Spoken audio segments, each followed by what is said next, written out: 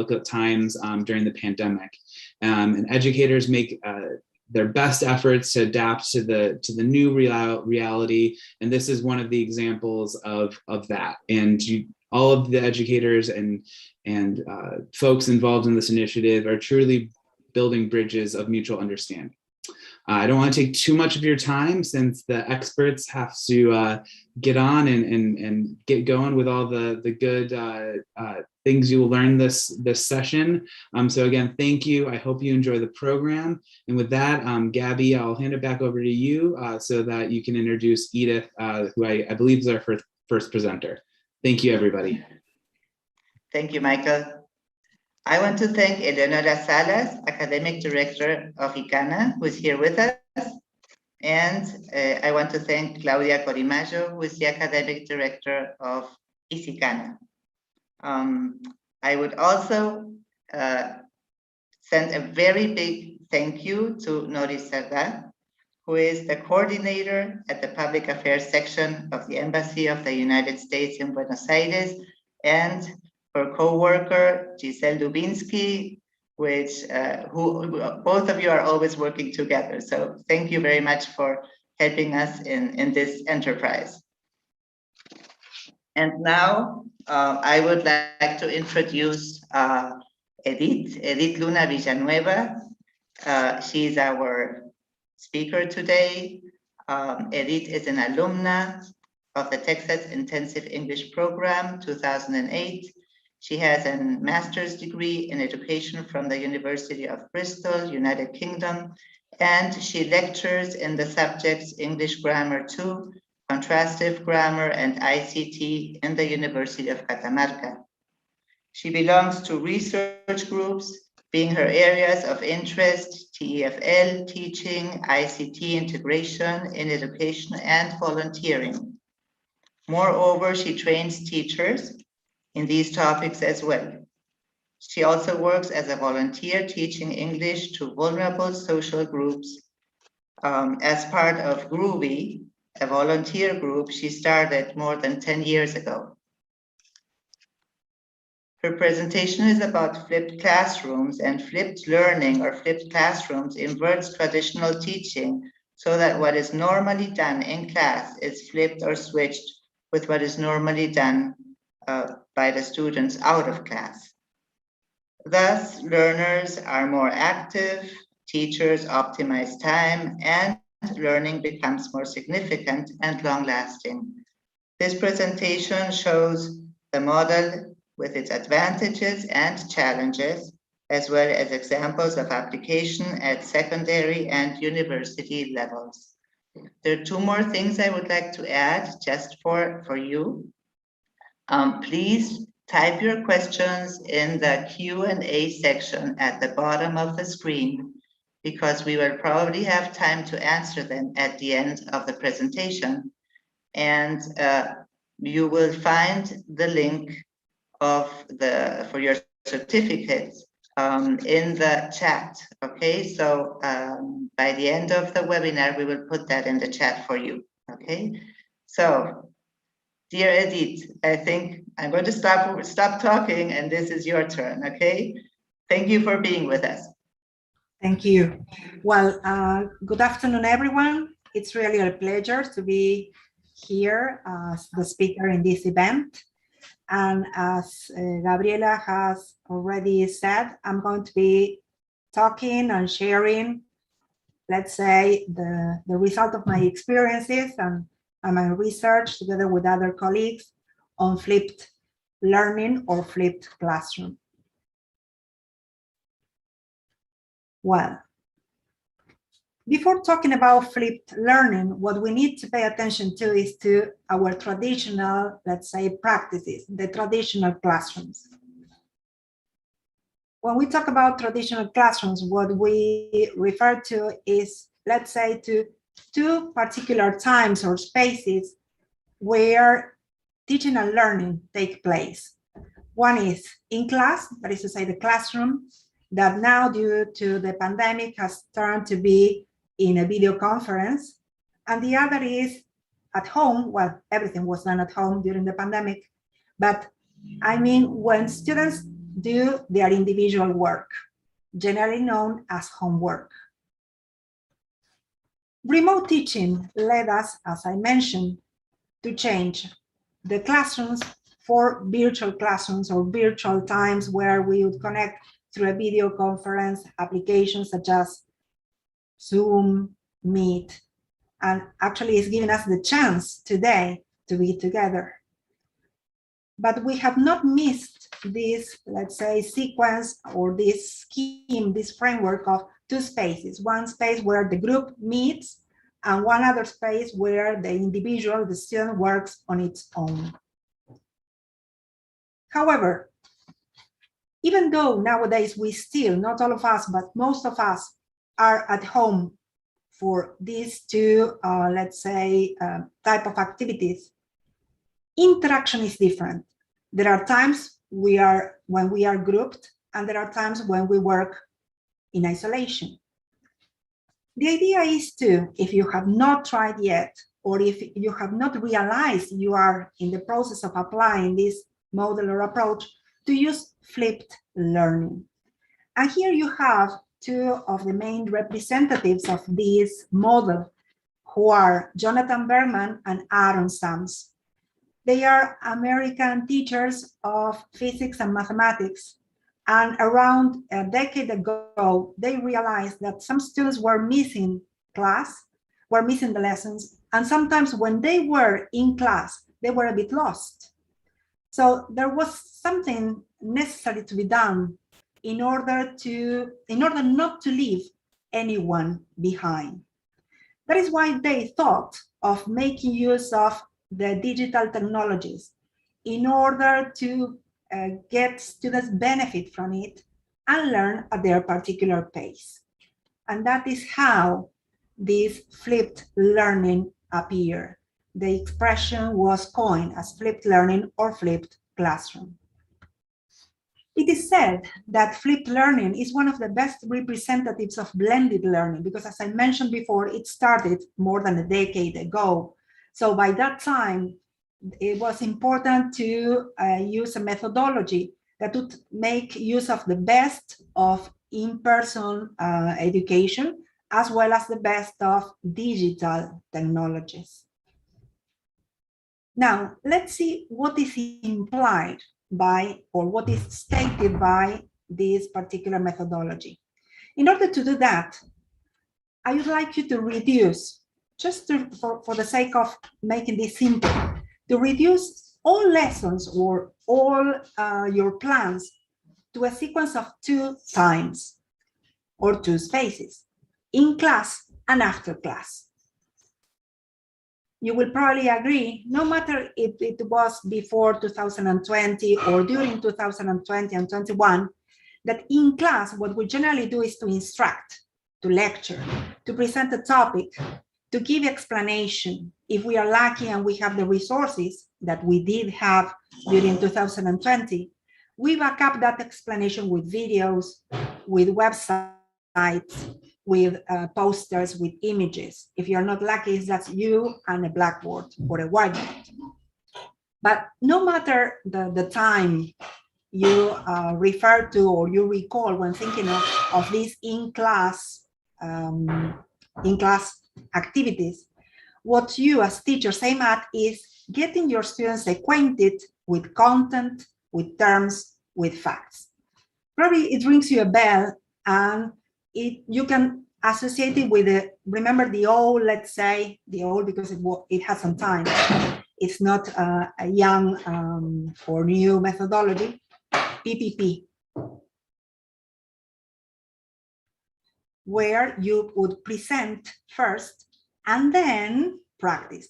The thing is that generally that hour and a half or 2 hours we have for our lessons is not enough. So practice is reduced to a minimum and is left to be done as homework.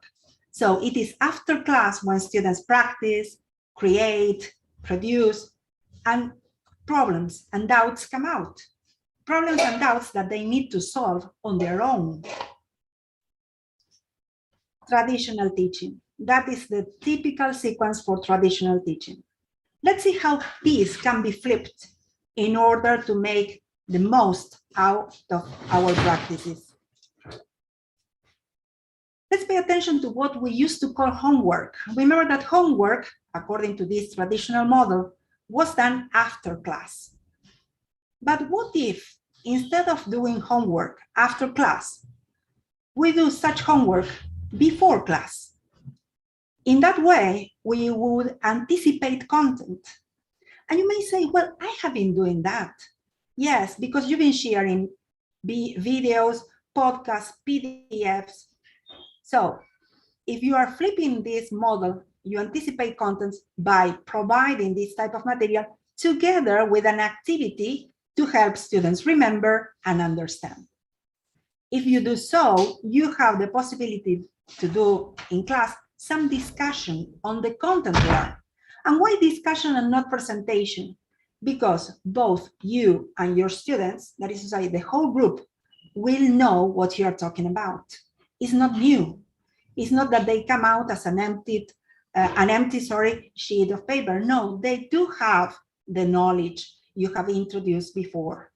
So if you do that discussion rather than a presentation, you have plenty more time to practice, creation, production, and solving problems. And students are going to be paid attention in that particular situation when they need you, teachers, the most.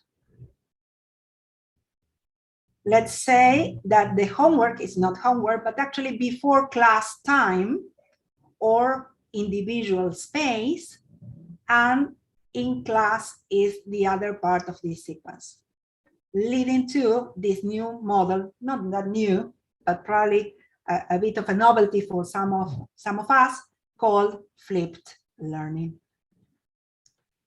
Now, I was saying that you may be thinking that this remote education we were forced into led us to anticipate content before the lesson. And I agree.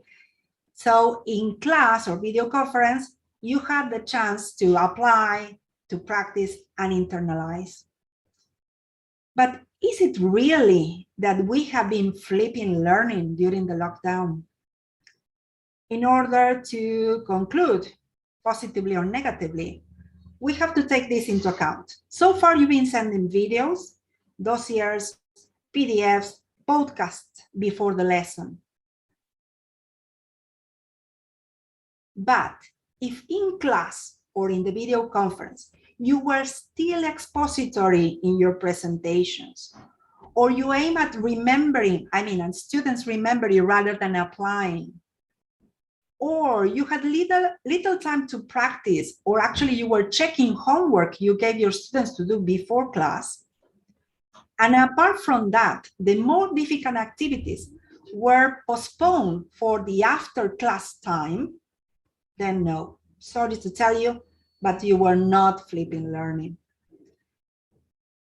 What you need to do to flip learning, on the contrary, is to remember that the individual space is for basic learning, for the anticipation of content. It's not that students are going to learn everything on their own. Otherwise, it would not be flipped learning, but self-regulated learning, which is different. Okay, we can combine the methodology, but it's not the purpose of flipped learning in the very first stages of application. So bear in mind, individual space is for anticipation of content, for basic learning, for understanding and remembering, while the group space, that is to say the class, the video conference, the time you meet with your students is when you apply such content. You compare, you contrast, you create, you go towards the higher order thinking skills. You are right. If you did that, you were applying or you were flipping learning. Just to refer to what I said here, the higher order thinking skills, I just remind you Bloom's taxonomy. Remember that he ordered around the 50s last century. He ordered the thinking skills into low order, those that demanded not too much effort, let's say, and those that were higher order thinking skills. And even though this had to do, this was created in order to have a framework for the formulation of objectives, it led many scholars to think that we were devoting too much time or all the time to these two, to remembering and understanding. So very little time or less time was applied to applying, was devoted to applying, to analyzing, evaluating, and sometimes there was not even a chance to create. If we take this taxonomy and we flip it, because everything can be flipped here, following Laurie Anderson's revision of Bloom's taxonomy of the year 2001, what we will need to do is to use before class activities for remembering and understanding. They should be the first steps toward more interesting activities, scholars say, so that in class or during class, they apply, analyze, and probably in the following class, they evaluate or create, or you leave that as reinforcement or follow-up activity. What to put emphasis on? Because you may say, well, I need to prepare this, I need to prepare this other. Well, I agree. This implies preparation. But what you need to pay attention to put the emphasis on, is in the in-class activity. Remember that in class, students will have the chance to ask you the doubts they have. They will have the chance to work hands-on with what you have anticipated. What you anticipated was done in order that they remember and they understand. So once they remember and understand, is that they are going to meet you and they will have the chance to evaluate and create after class. Now, you may say, well, theoretically speaking, everything sounds interesting. Now, how to flip a lesson? Let's see some examples, or at least a guide in order to flip lessons. This is a very simple formula. Remember that traditional approach started with the lecture. That is to say, started with your being in front of your class. So that exercises were done after it, sometimes in class, sometimes at home, or most times at home. And sometimes you had a closure with a quiz in order to review knowledge. Let's start differently. Let's start before class. And a screencasting, that is to say, recording your screen, recording yourself, creating your videos. You may now think, well, creating videos takes time, and I agree. So do start by choosing good videos, editing videos, in making a difference on videos out of your own comments, or adding to videos some quizzes or activities that would help understanding the content introduced. If you do start earlier, you will have the chance to devote, to optimize time, class time, to exercising, to practicing, to understanding and applying. And that is the simplest formula. Let's see these very simple, very, very simple examples I have taken from a course we had 2 years ago. Well, you know, after 2002 and 2020, it seems like it's a year lost, so you always need to count. I don't know whether it happens to you. These very simple examples refer to how to plan a lesson in 3 steps, let's say, with a before lesson section, an in-class section, and after the lesson section. This first example refers to kids. The topic was colors. The environment used for working was WhatsApp. That is to say, the activities were sent through WhatsApp. So what was sent to anticipate content was a video created by the teacher, plus a game to help learning. When they came to class, they used different material. In this case, the teacher would revise by using flashcards.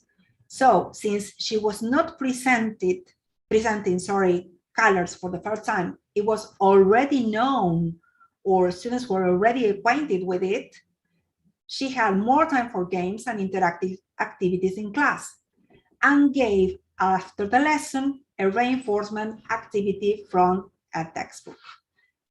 When she had the time, which was not the case here, but I added it to show you how we can add a follow-up to this, she asked for a production like a cartoon or a poster.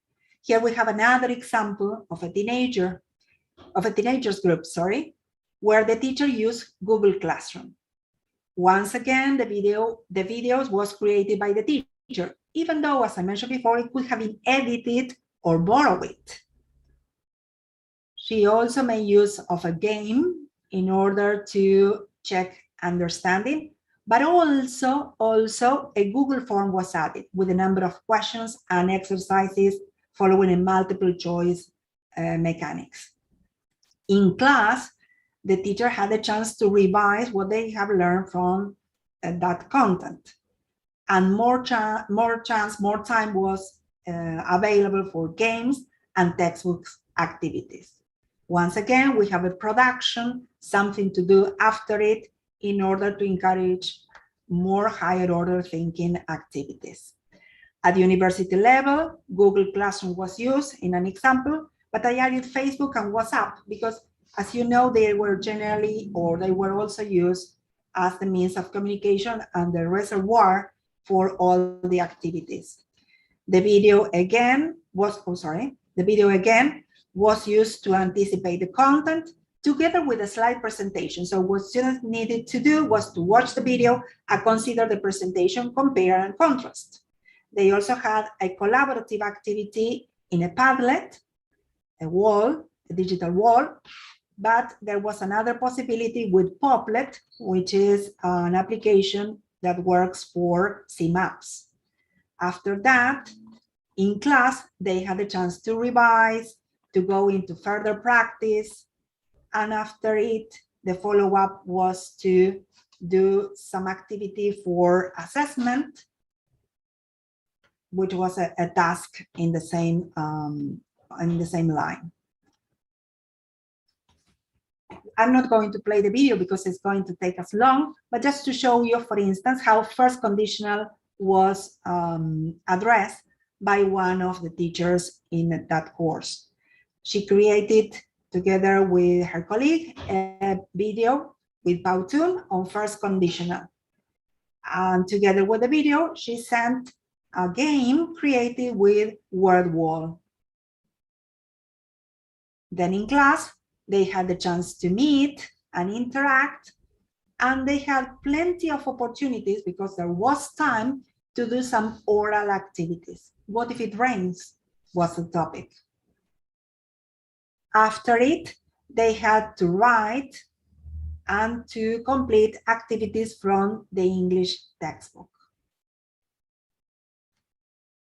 This image here shows that if you take this very simple sequence of before class, in class, and after class, you can flip learning easily by remembering that in class, students will have the chance to work by themselves, but with your help.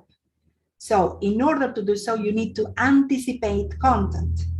And in order for this content to be learned, they need to practice and reinforce it by doing some extended activity, as for example, more practice at home or a particular production, a particular product to submit. Well, I'm going to, if I have the time, I do, to propose you to think on any topic you'd be interested in flipping. And I'm going to share with you a link where to write about it. Just a minute. Well, here in the chat section, you have the link. It's a Google form. Okay, I'm going to share my screen. to show you this Google form. If we happen not to have time to analyze them all the same, I promise I'll get back to you through your email and give you some formative feedback on it. Well, let's see. Can you see my screen?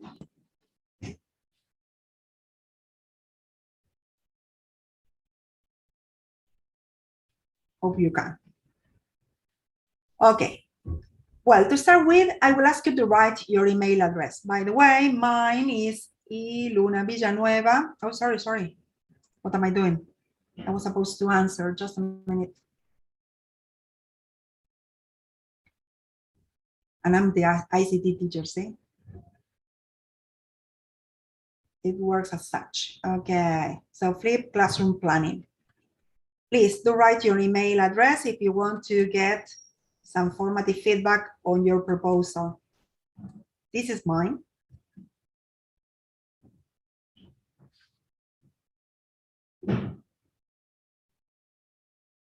Oh my goodness, it's not going to, it has.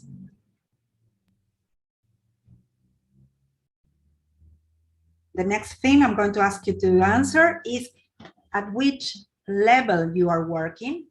For instance, I'm working at university level. And I'm thinking this proposal for my ICT students.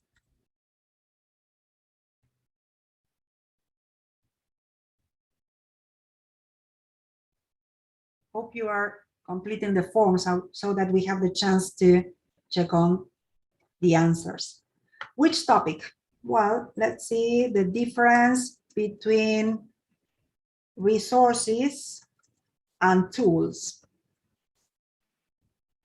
I'm sorry, Edith. Could you please share? Could you share the link again, please? They're asking at the chat. Okay, thank you. Okay, just a minute.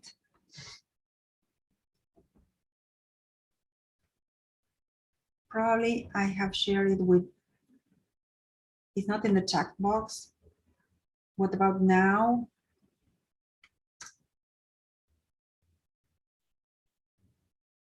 Thank you. Okay, now you can. That's great. So there we go again.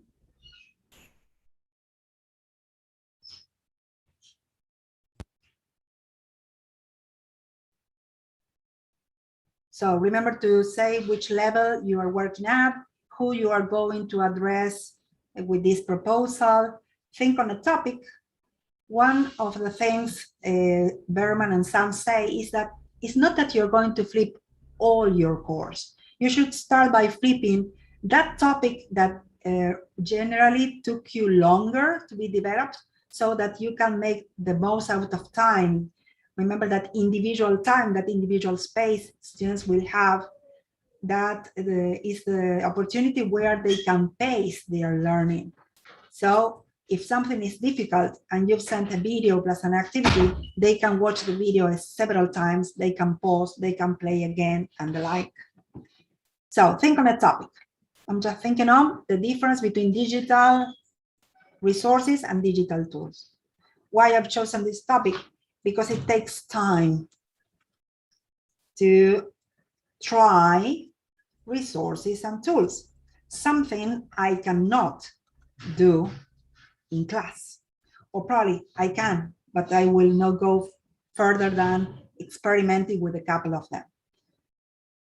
If you do remember the objectives right here, if not, do not mind. I'm interested in what comes next.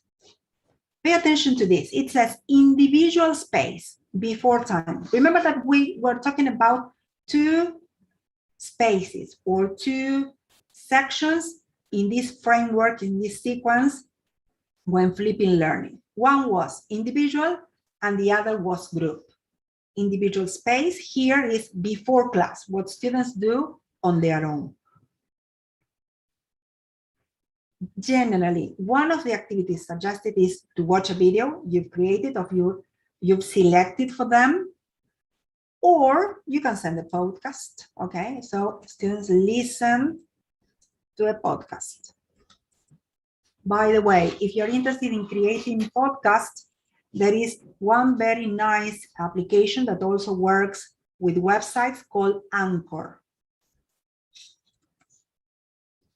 And you'll be happy to listen to the podcast in Spotify. So it works quite okay. What do I need in order to ask my students to listen to a podcast? Well, the material I need is the podcast. So it's very advisable for you to write the material you need. Otherwise, you may forget to add that link, for instance, in the PDF you send. The video or the postcard by itself is not going to do enough. Remember that we need an activity to accompany that material. So the activity may be a form to check comprehension.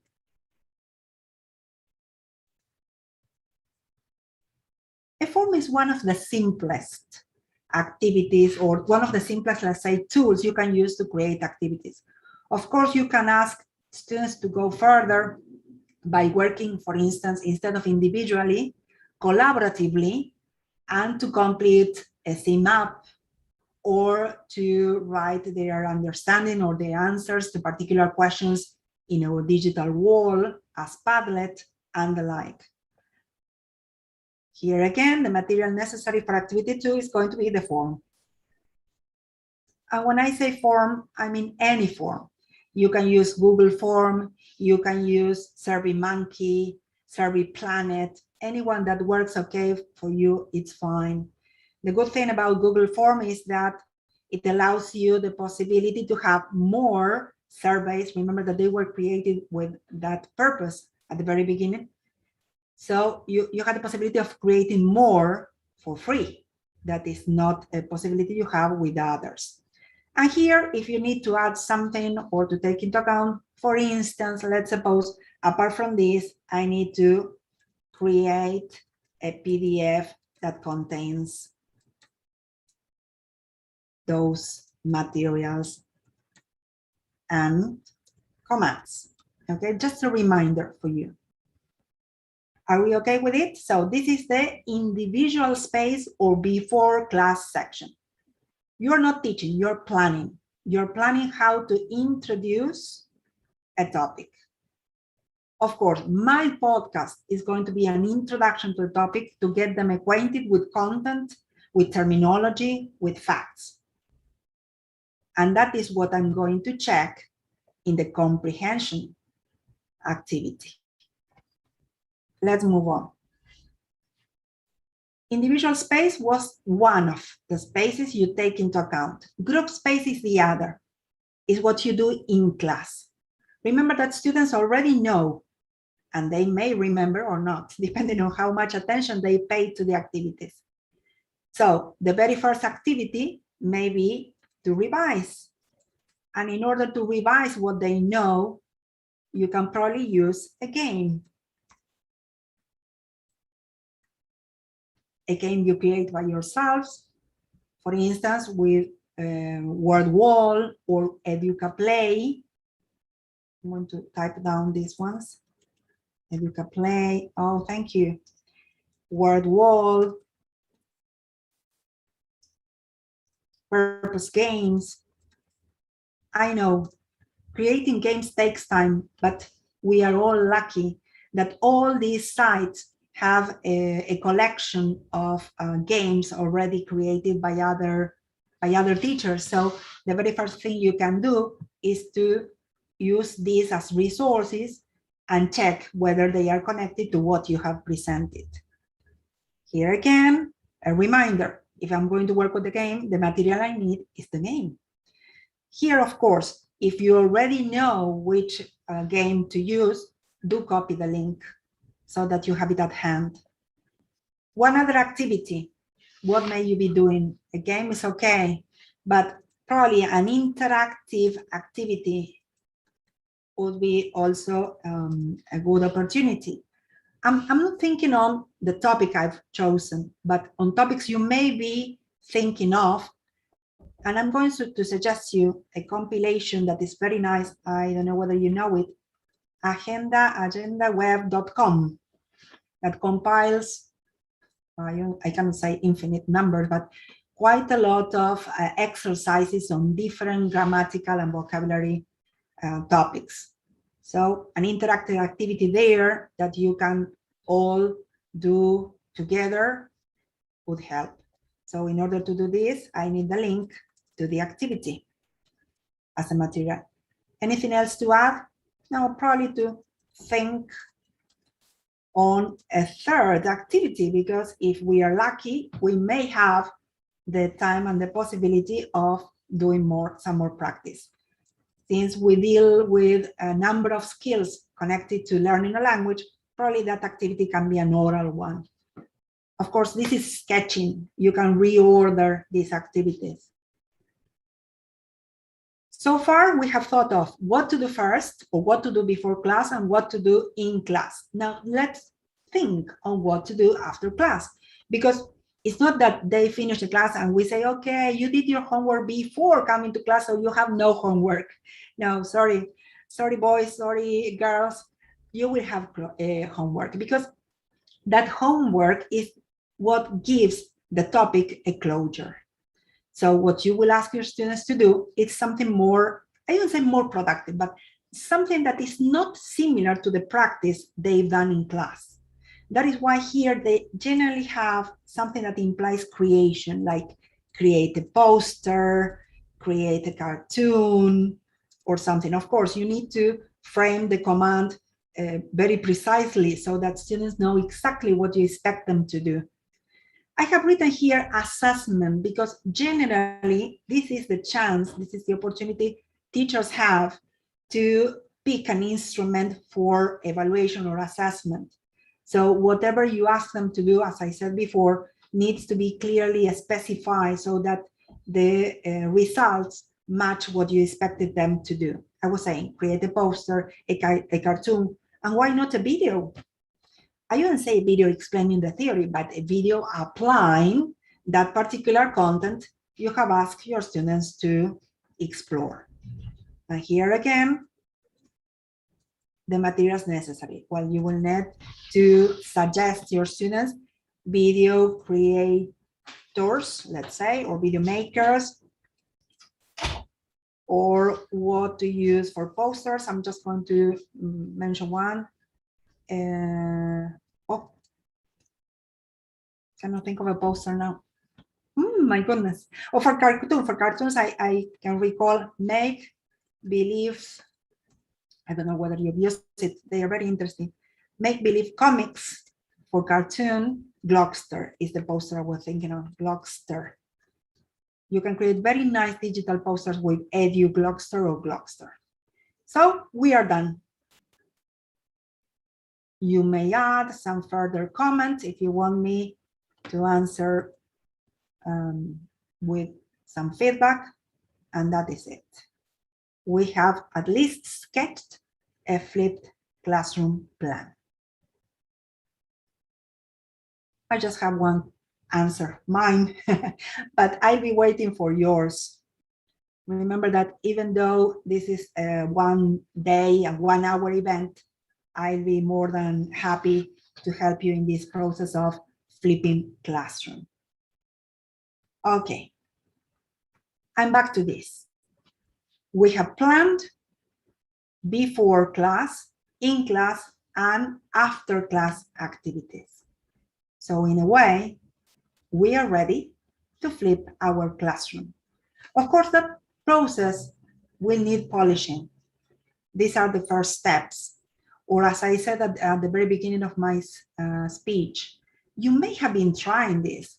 Probably what you need to adjust are the in-class activities. COVID-19 and remote education had led us to prepare a lot of material. So you do have material. You just have to be a bit more selective. If you do have materials prepared beforehand, you can anticipate knowledge and you can get your students do more interesting, active, oral activities in class so that they have the opportunity to create, to produce after class with an assignment you give them to do. As I was saying, summing up, we anticipate content to prepare students for in-class activities.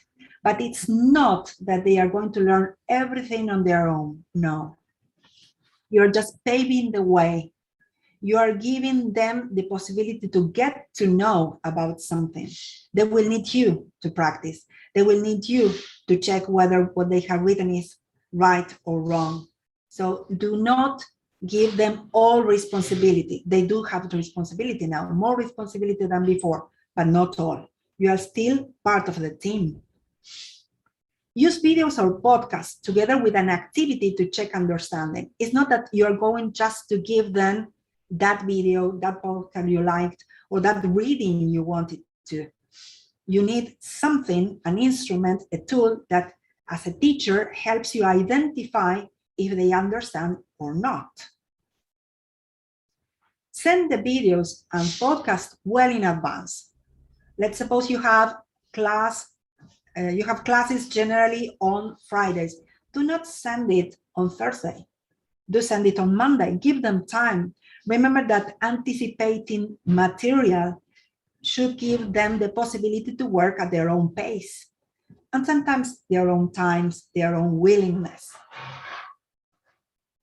If content is anticipated, discuss the topic with your students in class. Why? Because remember that this particular approach aims at leaving expository presentations aside.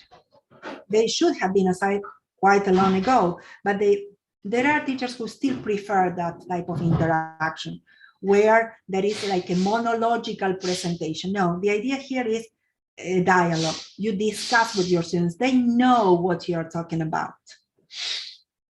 Make the most out of the in-class time. That is to say, the group space.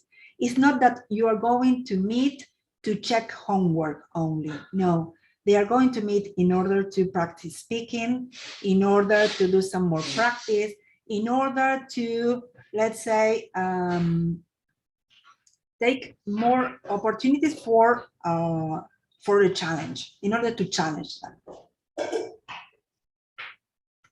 Devote that in-class time to clarify, practice, and internalize. Sorry, there is a mistake there. Probably I wasn't wearing my glasses when I typed that. To clarify, practice, and internalize. Remember that now the focus is the in-class section. They will have the possibility to have you there when practicing, have you there when making a mistake, have you there when having a doubt. And remember that students take a more active role in their learning with this particular approach.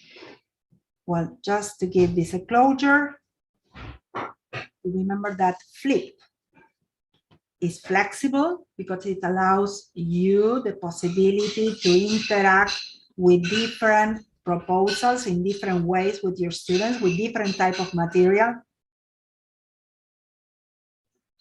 It is learner-centered because students are going to be responsible of their own learning, but remember not to overlap with self-regulating learning, self-regulated learning. It's not that they are going to learn everything on their own. No, they are going to work partly on their own and partly with your help.